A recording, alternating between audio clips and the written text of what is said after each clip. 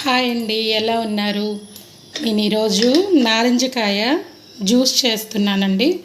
దానికి కావాల్సింది పంచదార, ఉప్పు, కారం, 2 నారింజకాయలండి. ఇది ఇప్పుడు ఎలా చేయాలో చూద్దాం. చూసారు కదండి, ఇలా కట్ చేసుకున్నాను. దీన్ని రసం తీసుకుందాము.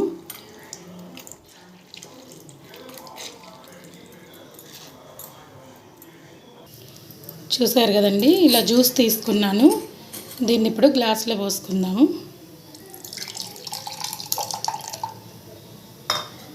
గ్లాసులో పోసుకున్నానండి. 1 టేబుల్ స్పూను పంచదార, చిటికెడు ఉప్పు అండి, చిటికెడు కారం. ఇది ఇప్పుడు కలిపేసుకుందాం.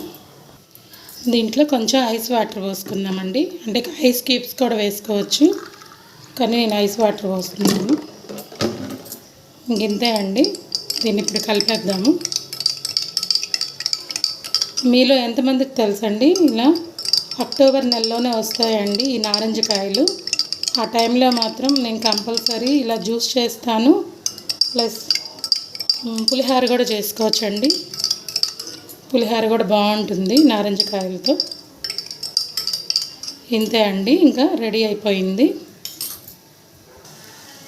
టేస్ట్ అయితే చాలా బాగుందండి. మీరు కూడా ట్రై చేయండి తప్పకుండా.